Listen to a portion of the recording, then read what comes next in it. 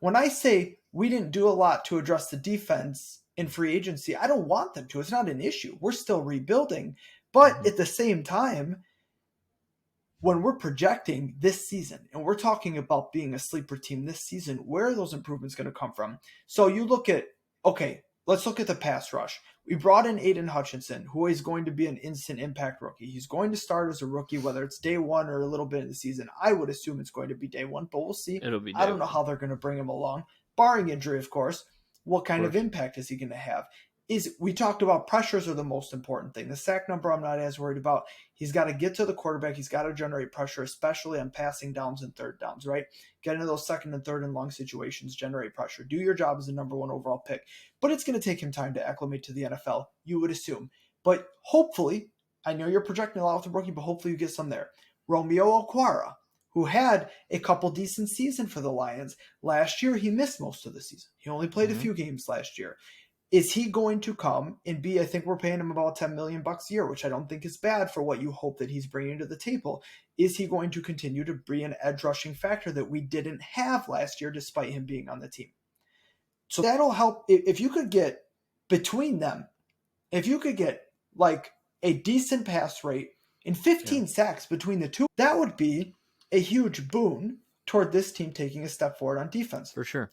In the secondary. Can you get anything out of Jeff Okudah? People have written him off, but can you get anything out of him? He was struggled as a rookie, but all rookie corners do, right? Last year he missed. He had an injury. Was it his Achilles, wasn't it? The worst, especially for the position he plays. That's why I think he's going to end up at safety. I think.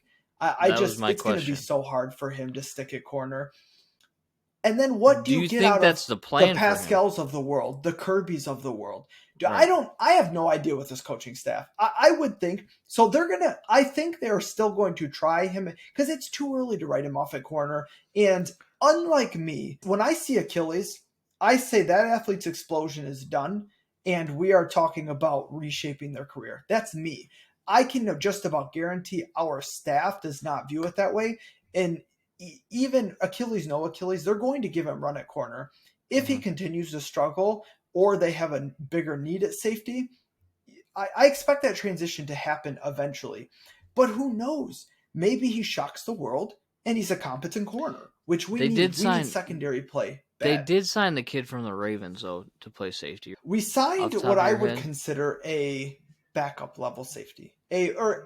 For this team, he's going to be a starter, but he's not someone like he's not someone who's a playoff team that I want starting.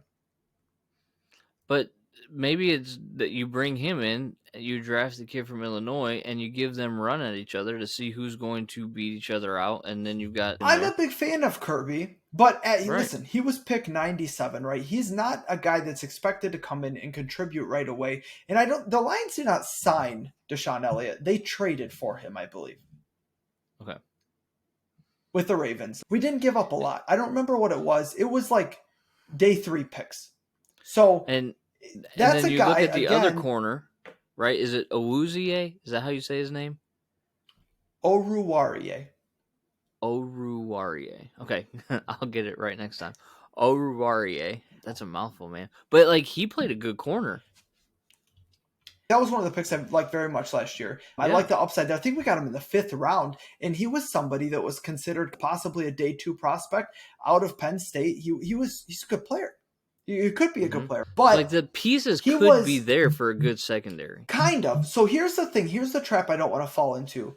We have a lot of players that showed promise. So Oruwari is a perfect example. He's a guy that showed promise as a rookie that you're like, that could be a building block. But this is a trap that a lot of people fall in. A lot of players like Oruwari that play like he did his rookie season, by year 3, they're still playing the same. And that's where, at that point, he's now a negative to your team. As a rookie, he's a promising rookie that could develop into a plus-level starter. If he's still playing that way in the next couple of years, that's a problem.